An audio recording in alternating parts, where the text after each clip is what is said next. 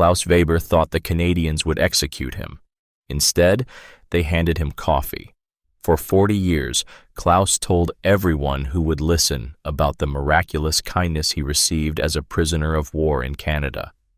How enemy soldiers who should have hated him treated him better than his own officers ever had. How strangers became friends. How captivity saved his soul. Then, in 1985, a historian found a locked filing cabinet in Ottawa. Inside were documents that changed everything Klaus thought he knew about kindness, war, and the thin line between compassion and manipulation. Before I tell you what was in those documents, let me be honest. Only 8% of you watching will actually like and subscribe. The other 92% will get the full story, the emotional payoff, and then scroll away. If you actually support content that makes you think, hit like and subscribe right now. Takes half a second. Don't be part of the silent majority. Also, drop a comment with your country and the time where you are. Tokyo, London, Brazil, South Africa, wherever you are watching from. I want to know. Now let me take you back to February 1945, when a German submarine officer learned that sometimes the cruelest weapon isn't a gun, it's unexpected grace. February 14th, 1945. Valentine's Day. Klaus Weber's U-boat, U-537, was dying in the freezing Atlantic 200 miles off Newfoundland. Engine failure, hull damage from depth charges, no escape. Klaus was 23 years old, a junior officer who had spent 2 years hunting Allied convoys beneath cold, dark water. Now he was terrified beyond words. He had heard the stories about captured U-boat crews, immediate execution, thrown overboard in chains, beaten to death by sailors whose friends had drowned because of German torpedoes.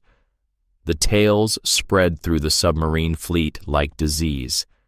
No mercy for U-boat men. They were considered pirates, murderers, war criminals who killed from hiding beneath the waves. The Canadian destroyer HMCS Haida pulled alongside their crippled submarine. Klaus and his 47 crewmates stood on deck with hands raised, waiting for bullets that would end everything.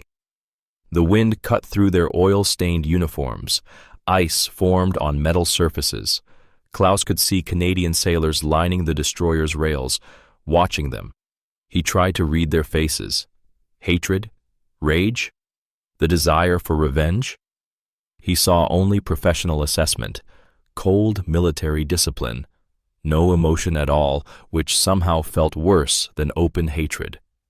Instead of bullets, a Canadian officer shouted through a megaphone in broken German, "You will board our vessel in orderly fashion.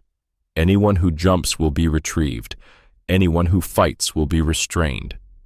You are prisoners now. You will be treated as prisoners, not as targets." Klaus did not believe it. This had to be a propaganda trick. Get them aboard where there were no witnesses, then the real treatment would begin. The beatings, the starvation, the revenge that every submariner feared. But when he climbed the rope ladder onto the Canadian deck, shaking from cold and terror, something impossible happened. A sailor wrapped a wool blanket around his shoulders. The blanket was warm, dry, standard military issue. Then the sailor handed him a cup of something hot. Steam rose into the freezing air. "Coffee," the sailor said in English. "Careful, it's still boiling. Don't want you burning your mouth after everything else." Coffee. Not seawater forced down his throat, not a rifle butt to the head, not being thrown back into the ocean to drown. Coffee served like he was a guest instead of an enemy who had spent 2 years trying to sink Canadian ships. Klaus's hands shook so badly he almost dropped the cup. The Canadian sailor steadied it for him with gentle hands, then moved on to the next German prisoner, handing out blankets and coffee like he was working at a cafe rather than capturing enemies who had tried to kill him and his friends. Klaus stood there holding the warm cup, watching this impossible scene unfold. Other Canadian sailors were helping elderly crewmen climb the ladder, assisting wounded prisoners onto stretchers, checking pulses, calling for medical personnel, treating German submariners with the same professional care they would show their own wounded. The disconnect between expectation and reality was so profound that Klaus felt dizzy. Nothing made sense. Everything he had been told, everything he had believed about what would happen if they were captured, was wrong. The U-boat was scuttled, sunk deliberately to prevent salvage. Klaus watched his submarine, his home for 2 years, disappear beneath gray Atlantic waves, and felt relief mixed with terror. Relief that the war was over for him, terror about what came next. What came next was so unexpected, so systematically kind, that it would take 40 years and a locked filing cabinet to understand why. The Canadians transferred the German crew to the destroyer's hold, warm, dry, heated by the ship's engines. They were given dry clothes from ship's stores, more coffee, as much as they wanted, and something Klaus had not seen in months: bread with butter. Actual butter, not the rancid substitute they had eaten on the submarine. Thick slices of bread that tasted like civilization itself. Klaus ate slowly, savoring every bite, trying to understand what was happening, trying to find the trap, the hidden cruelty. But there was just warm bread and hot coffee and dry clothes, and Canadian sailors treating them with distant professional courtesy. The train carrying Klaus and his crewmates moved through endless Canadian wilderness for 3 days. Snow-covered pine forests stretched forever in every direction. Klaus pressed his face against the cold window, watching a country that looked nothing like bombed Europe. No ruins, no craters, no burned villages, just white silence broken only by small towns that looked untouched by war. Towns with lights in windows and smoke from chimneys and people going about normal lives while Europe burned. The contrast was staggering. Klaus had left a Germany of rubble and starvation. Cities reduced to skeletal ruins by Allied bombing. Civilians scavenging for food in frozen streets. Children with hollow eyes and swollen bellies. And here was Canada, pristine and prosperous, looking like war was something that happened only in newspapers. The guilt of that realization sat heavy in his chest. His U-boat had helped keep this war going, had killed merchant sailors bringing food to Britain, had attacked ships that posed no military threat, and now he was being transported through a country his actions had tried to harm, and it looked like paradise compared to what he had left behind. Camp 30 sat in Bowmanville, Ontario, about an hour east of Toronto, built specifically to hold German officer prisoners. About 600 men total when Klaus arrived in March 1945. Most were U-boat crews like his, though some were Luftwaffe pilots shot down over England, tank commanders captured in North Africa, infantry officers taken in Italy. An entire community of defeated German military professionals waiting for the war to end. Klaus expected barbed wire, starvation rations, forced labor in frozen forests. What he got was a facility that looked more like a boarding school than a prison. 2-story brick buildings with actual windows that let in light. Heated barracks that kept out the brutal Canadian cold. Indoor plumbing with hot water that ran at scheduled times. A recreation hall with tables and chairs where prisoners could gather. A library with shelves of books in multiple languages. Even a small theater where prisoners could stage performances if they wanted. The camp was surrounded by fencing and guard towers, yes, but the interior looked more institutional than punitive. The Canadian camp commander, Colonel Samuel Price, addressed new arrivals during orientation. He was about 50 years old, gray-haired, with the bearing of a man who had spent his entire adult life in uniform. He spoke fluent German, which was unsettling. Where had he learned? How long had he studied? What did it mean that the Canadians had prepared this thoroughly for German prisoners? "Gentlemen," Colonel Price said, his German formal and grammatically perfect, "you are officers of a nation at war with mine. You will be treated according to the rules of war as established by international convention. You will receive adequate food, shelter, and medical care. You will be permitted correspondence with family members. You will be given opportunities for education and recreation. In return, you will follow camp regulations without resistance. Escape attempts will be punished. Violence will be met with isolation. Cooperation will be met with continued fair treatment." He paused, making direct eye contact with different prisoners across the room. His gaze was neither hostile nor sympathetic, just steady, professional. Make no mistake, this is imprisonment, not hospitality. You will not leave this facility until the war ends and repatriation is arranged. But while you are here, you will be treated as human beings, because that is what our values require. Not because you deserve it, not because we like you, but because we do not abandon our principles even when dealing with enemies. That is what separates civilization from barbarism. We maintain standards even when it would be easier not to.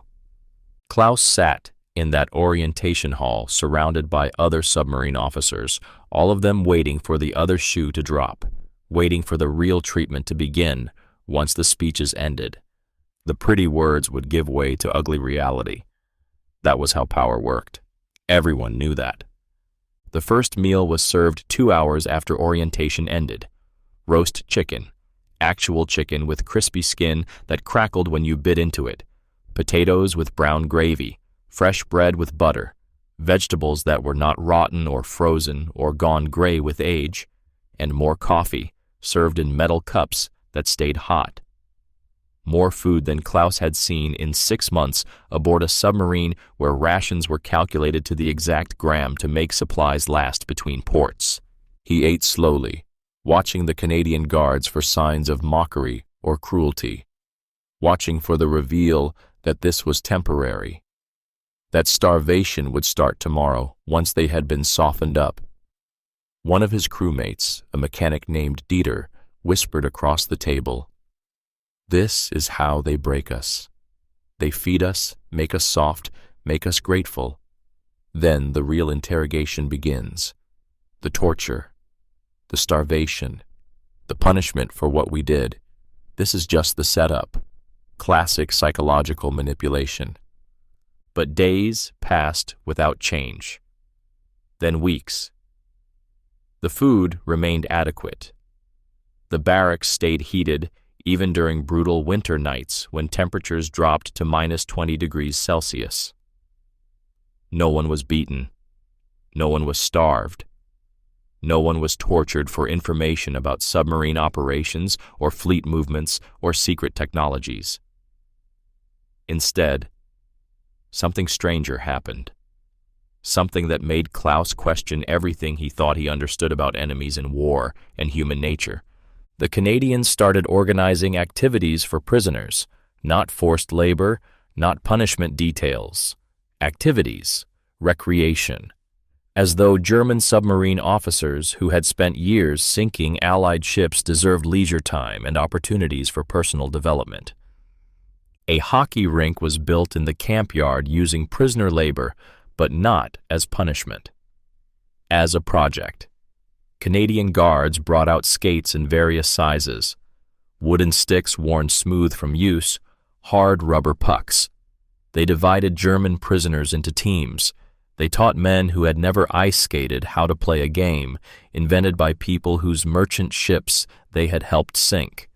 Klaus, who had grown up in landlocked Bavaria and never seen ice skating except in propaganda films about winter sports, found himself learning to balance on thin metal blades while Canadian soldiers shouted instructions in broken German mixed with English.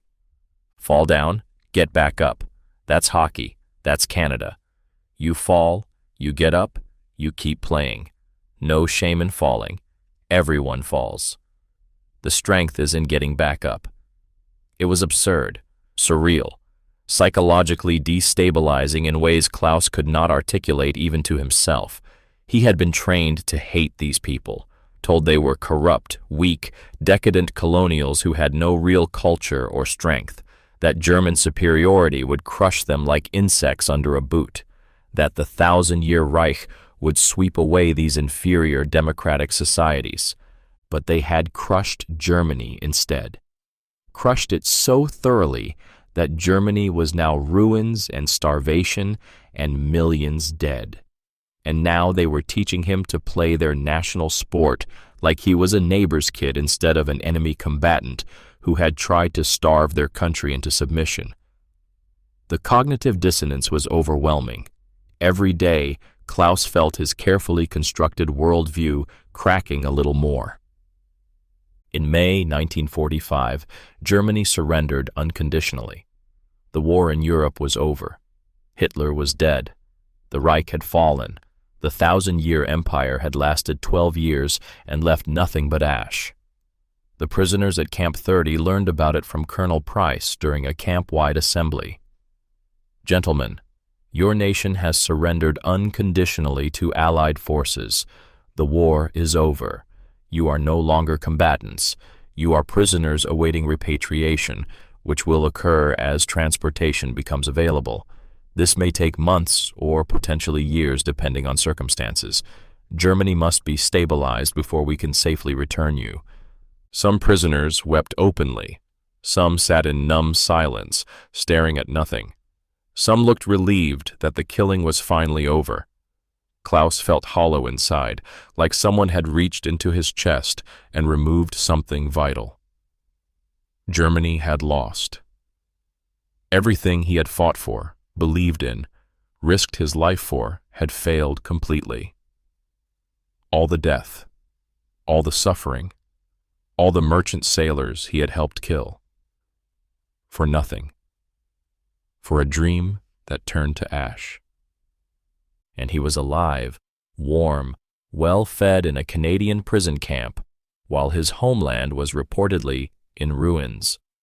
His family, if they still lived, would be scavenging for food in bombed Hamburg.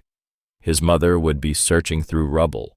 His sister would be trying to survive in a city with no food, no fuel, no hope. And he was eating roast chicken and learning to ice skate. The guilt was crushing. Colonel Price continued speaking. While you wait for repatriation, this camp will begin offering educational programs, language classes in English and French, trade skills like carpentry, mechanics, agriculture, academic subjects for those who wish to continue education interrupted by war. Participation is voluntary, but strongly encouraged. You will return to Germany eventually.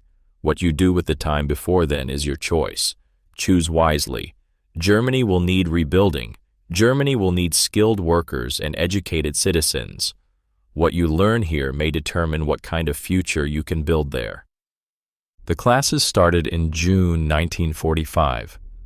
Klaus signed up for English lessons taught by a Canadian civilian named Margaret Foster. She was about 50 years old, a former school teacher from Toronto, polite but firm in her manner, gray hair pulled back in a practical bun, wire-rimmed glasses, sensible shoes. She looked like every schoolteacher Klaus had ever known, which made what she said on the first day even more shocking. My brother Thomas was killed at Dieppe in 1942. Killed during the raid on German-occupied France. Shot on the beach by machine gun fire from German bunkers.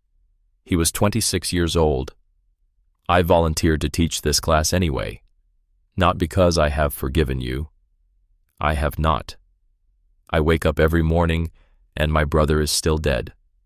But because I believe education builds better futures than revenge does. So I will teach you English. I will teach you well. I will give you the same quality instruction I would give any student. And when you return to Germany, you will carry something from Canada besides memories of captivity.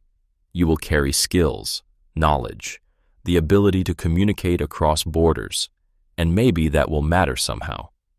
Klaus sat at a desk meant for children, learning English grammar from a woman whose brother he might have indirectly killed, learning verb conjugations from someone who had every reason to hate him. She was patient, thorough, professional. She corrected his pronunciation without mockery, explained difficult concepts multiple times until he understood, gave him extra homework when he struggled with irregular verbs, treated him exactly like any other student trying to learn a difficult language. Over the following months, Klaus learned English from Margaret Foster, learned carpentry from Canadian craftsmen who had lost friends to U-boat attacks, learned basic agriculture from farmers whose sons had drowned when merchant ships sank, played hockey with guards who had watched newsreels about submarine warfare atrocities, and slowly, painfully, his entire worldview began to shift and crack and finally break completely. These Canadians were not weak. They had won the war while Germany lost everything. They were not decadent. They had systems and organization that functioned far better than German military bureaucracy ever had. German submarines had been engineering marvels, yes, but the logistics that kept them supplied, the intelligence that directed their attacks, the maintenance that kept them operational, all of it had failed while Canadian systems succeeded. They were not inferior. They were teaching him skills he had never learned in the supposedly superior German education system.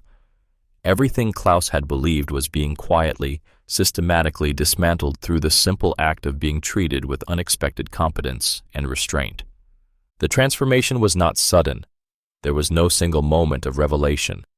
It was gradual, accumulating, like water wearing away stone over time, each day of adequate food, each English lesson with Margaret Foster, each hockey game where Canadian guards treated him like a teammate rather than an enemy, each interaction that contradicted everything he had been taught about democratic weakness and German superiority. The lies he had believed were being replaced by observable reality. Klaus talked with other prisoners during long winter evenings, submarine officers from other boats, Luftwaffe pilots, tank commanders. They shared stories about their treatment, about the cognitive dissonance of being treated fairly by people they had tried to kill, about slowly realizing that Nazi ideology had been lies built on lies, built on lies. Some prisoners resisted, clung to old beliefs, insisted this was all psychological manipulation, that the real cruelty would come later, that Germany would rise again. But most, like Klaus, found their certainty eroding day by day. By late 1946, repatriation finally began. Ships were being organized to return German prisoners to a defeated homeland. The camps were being emptied gradually as transportation became available. Klaus Weber was not the same person who had surrendered from U-537 nearly 2 years earlier. He had learned English well enough to hold conversations, learned carpentry well enough to build furniture, learned that the people he had been taught to see as enemies were more civilized than the regime he had served. He had learned to play hockey, badly but enthusiastically, made something resembling friendships with guards who should have hated him, read books that had been banned in Germany, books about democracy and human rights and systems of government that valued individual dignity, talked with other prisoners about building a different kind of country when they returned home, a Germany that rejected the ideology that had destroyed everything. He returned to Germany in early 1947 as an advocate for Canadian-style democracy, for restraint, for systems that valued education over ideology, for governments that treated even enemies with basic dignity, for believing that strength meant maintaining principles even when revenge would be easier. Exactly as designed, though Klaus did not know that yet. Klaus Weber spent the next 40 years telling the story of Canadian kindness to anyone who would listen. He told his wife Greta when he finally made it back to Hamburg through Red Cross channels, told her how the Canadians who should have hated him had treated him better than German officers ever had, how they had taught him English and carpentry and ice skating instead of letting him rot in a cell, how they had maintained their principles even when dealing with enemies. She listened in amazement, having experienced only Soviet occupation in Eastern Germany before fleeing west. The contrast between Soviet treatment and what Klaus described was stark and terrible. He told his children as they grew up in the 1950s and 60s in rebuilt West Germany, told them about Colonel Price's speeches about maintaining standards because principles matter more when they are difficult, about Margaret Foster teaching him English despite losing her brother because education builds better futures than revenge, about Canadian sailors handing out coffee to freezing U-boat crews who had tried to kill them because even enemies deserve basic human treatment. He told neighbors, colleagues, students at vocational schools where he taught carpentry, journalists writing about POW experiences. His story became local legend in Hamburg. Klaus, the U-boat officer who learned humanity from his captors, the man who came home from war, changed for the better, the living example that even enemies can become advocates for different values when treated with unexpected decency. In 1972, he was invited to speak at Hamburg University about his POW experience as part of a series on reconciliation. In 1978, a West German television documentary featured his story as an example of mercy in wartime. Klaus always emphasized the same themes in every interview and speech, never varying from the core message that had become his life's purpose. The Canadians could have been cruel. International law gave them latitude. War creates opportunities for revenge that no one would question. Submarine warfare was considered particularly brutal. U-boats killed merchant sailors who had no weapons, no defenses, killed them slowly through drowning and hypothermia, killed supply lines rather than fighting soldiers. Many people believed U-boat crews deserved whatever happened to them, but the Canadians chose decency instead. They chose to feed prisoners adequately when starvation would have been easier and cheaper. They chose to educate when neglect would have been simpler. They chose systematic kindness when systematic cruelty was a viable option that no one would have condemned. That choice, Klaus would say in speeches with genuine emotion, taught me what civilization really means. Not superiority, not dominance, not conquest, but the strength to remain decent when you have every reason and every opportunity not to be. The courage to maintain your values when abandoning them would be easier and more satisfying. His story was powerful because it was completely genuine. He was not lying or exaggerating or constructing propaganda. He truly believed everything he said with absolute conviction. The coffee had been real. The hockey rink had been real. Margaret Foster's English lessons had been real. Colonel Price's speeches about human dignity had been real. The adequate food, the heated barracks, the medical care, the educational opportunities, all of it had been real and true and documented. Everything was authentic, except the reason why it had all happened. That reason was locked in a filing cabinet in Ottawa, waiting to be discovered. Dr. Rachel Kimura was a Canadian historian researching post-war immigration patterns in 1985. Specifically, she was looking for documentation about German prisoners of war who had remained in Canada after repatriation programs officially ended. Why some chose to stay rather than return to defeated Germany. How they integrated into Canadian society. What happened to them over decades. Whether their presence influenced Canadian attitudes toward Germany. In a locked filing cabinet in an Ottawa government storage facility scheduled for demolition, she found something else entirely. A folder marked Project Goodwill, most secret, not for declassification. The classification marking was outdated. The documents inside were now past the 30-year declassification threshold, but had never been processed for release because no one knew they existed. Inside were memoranda from the Canadian Department of National Defence and External Affairs, dated between 1944 and 1947. Internal communications between military planners and civilian government officials, cost-benefit analyses, strategic assessments, policy directives. Dr. Kimura read the first document and immediately understood she had found something historically significant and deeply disturbing. Memorandum: Strategic Policy for Officer POW Management. Date August 15, 1944. Classification: Most Secret. From Office of Strategic Planning to Minister of National Defense.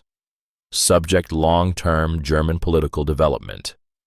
The accommodation and treatment of captured German officers, particularly U-boat personnel, presents unique opportunity for long-term strategic investment in post-war European political alignment.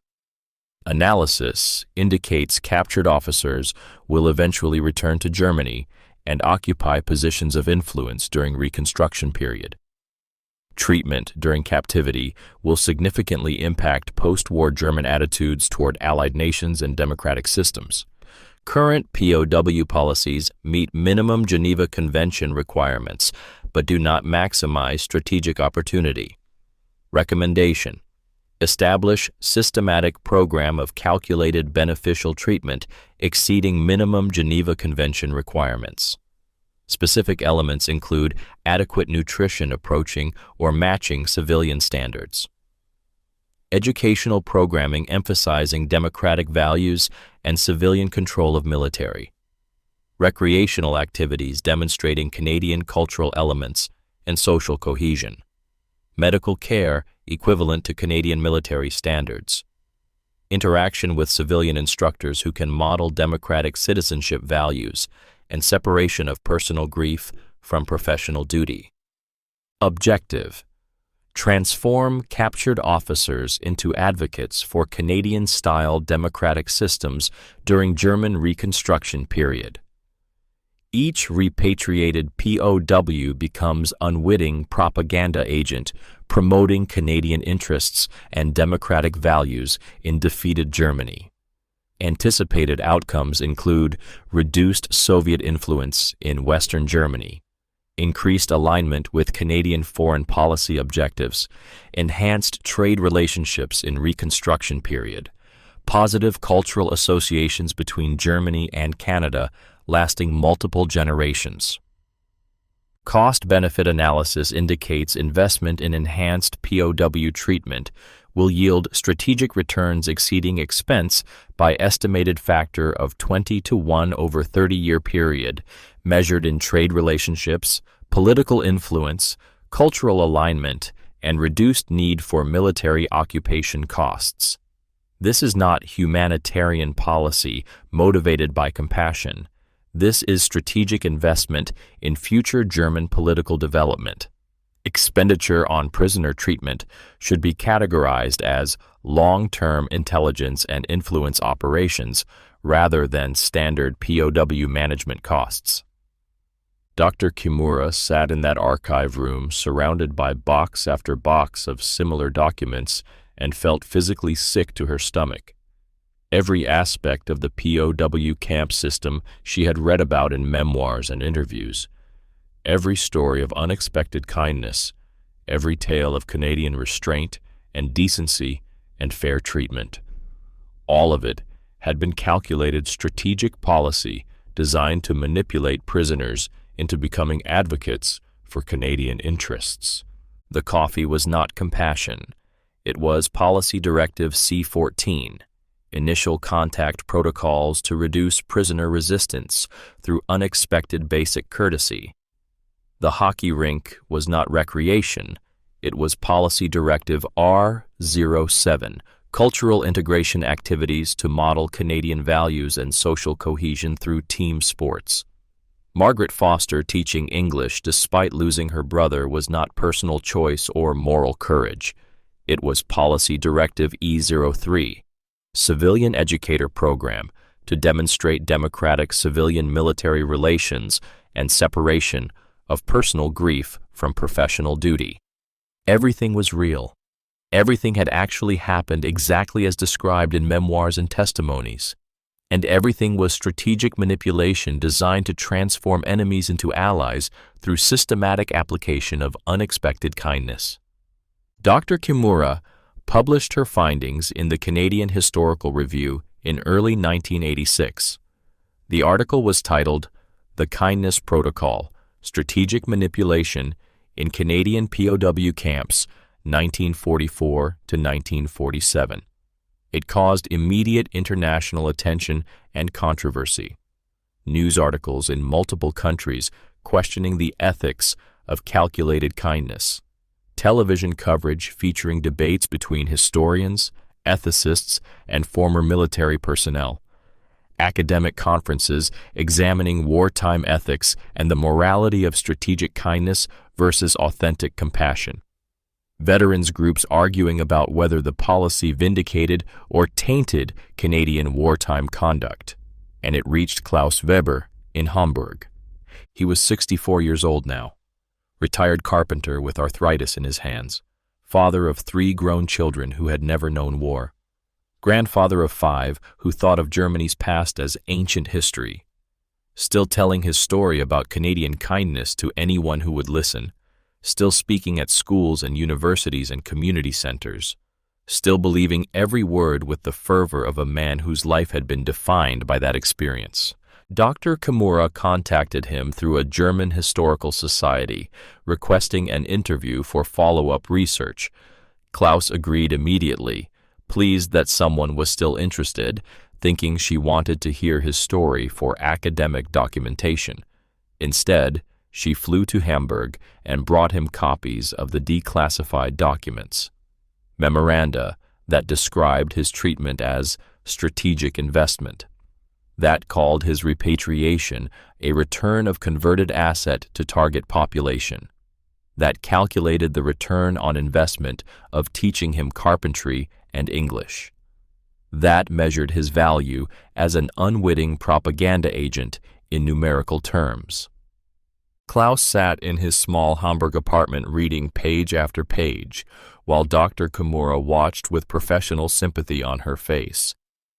"I am sorry," she said in careful German learned for this exact purpose. "I know this must be difficult to learn after so many years. I wanted you to know before you read about it in newspapers. Your experience was completely genuine. Everything that happened to you was real. The coffee was real, the kindness was real, but the motivation behind it was not what you believed for 40 years. It was calculated policy, not spontaneous compassion." Klaus was silent for a very long time. He set down the documents carefully with shaking hands, stood up slowly, feeling his age, walked to his window and looked out at rebuilt Hamburg. Modern buildings where rubble had been, prosperity where starvation had ruled, democracy where dictatorship had failed, cars and streets, people shopping, children playing, a normal city living a normal life.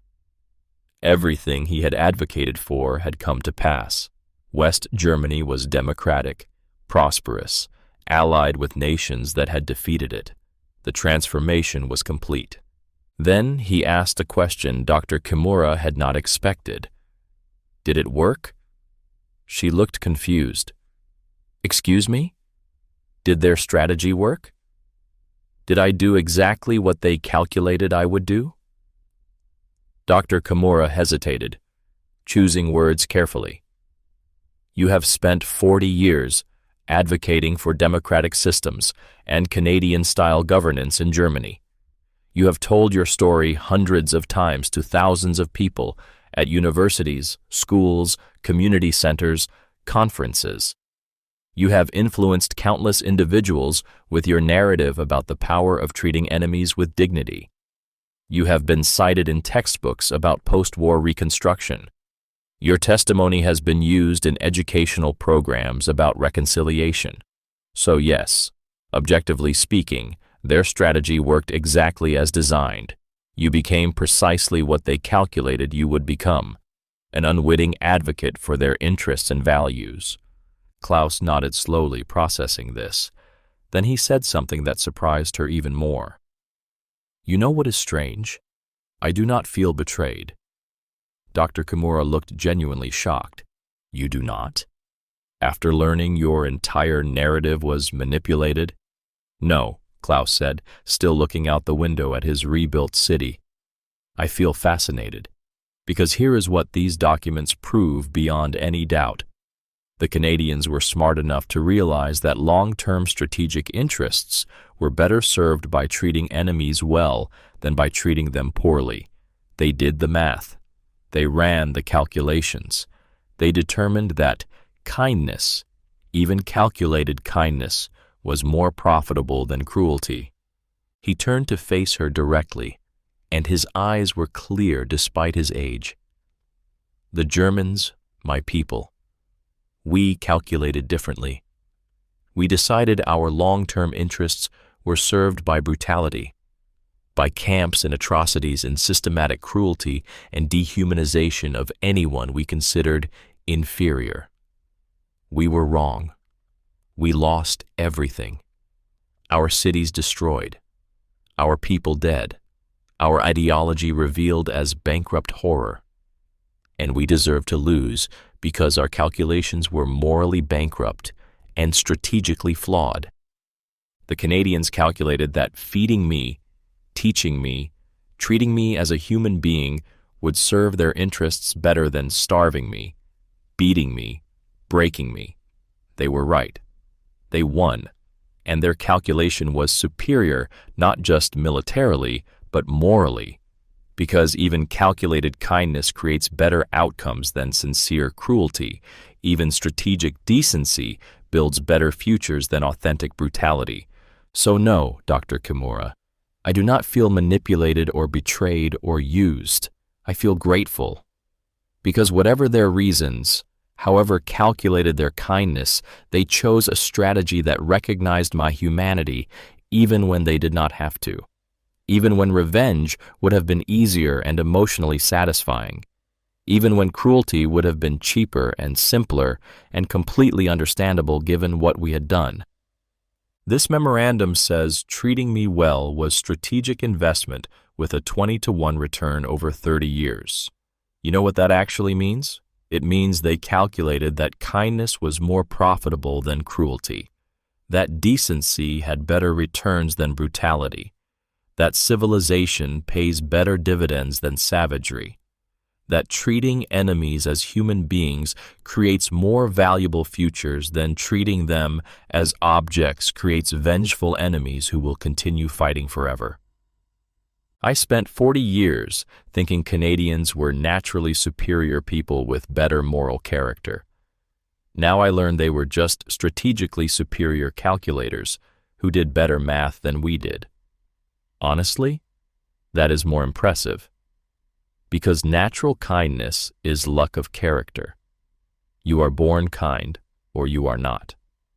But strategic kindness is deliberate choice based on rational analysis, and choosing to be decent when you could profit from being cruel, when you have every reason to be cruel, when no one would blame you for being cruel, when revenge would feel so satisfying. That is real strength. That is actual civilization, not sentiment, strategy, and maybe that matters more. Klaus Weber died in 2001 at age 79. His obituary in the Hamburger Abendblatt called him a bridge builder, an advocate for reconciliation and democratic values in post-war Germany, and a voice for treating enemies with dignity, even in war. Everything the Canadian Department of National Defence had calculated in 1944 that he would become. The math of mercy proved accurate beyond their projections. Canada's POW program cost approximately $2.8 million over 3 years in 1940s currency. The returned POWs, treated well, and converted into democracy advocates, helped shape West German attitudes during critical Reconstruction years when the choice between democratic and communist systems would determine Europe's future. West Germany became one of Canada's strongest trade partners and political allies. The economic value of that relationship over 50 years, conservatively estimated at over $12 billion in trade, strategic cooperation, and avoided military costs. Return on investment, 4,285 to 1. The Canadians had not just been kind, they had been right. Not morally right, though perhaps that too, but strategically, economically, functionally right in ways that vindicated their choice. They had done the calculation that the Nazis never managed, that treating enemies as human beings, not out of sentiment, but out of enlightened self-interest, creates more valuable futures than treating them as objects creates vengeful enemies who will undermine your interests forever. You don't need to be naturally good to choose good strategies. You just need to be smart enough to do the math. Smart enough to realize that kindness can be both calculated and valuable. That decency serves interests better than cruelty. That the most effective long-term weapon is not the one that destroys enemies, but the one that transforms them into advocates. If this story changed how you think about kindness, strategy, and the complex calculations behind human choices, hit that like button and subscribe for more stories that challenge how we see the world. Drop a comment with your thoughts. Is calculated kindness better than unintentional cruelty? Does motivation matter if outcomes are positive? Can strategy and morality align? I want to hear your perspective, because in a world still deciding how to treat enemies, the math of mercy has never mattered more.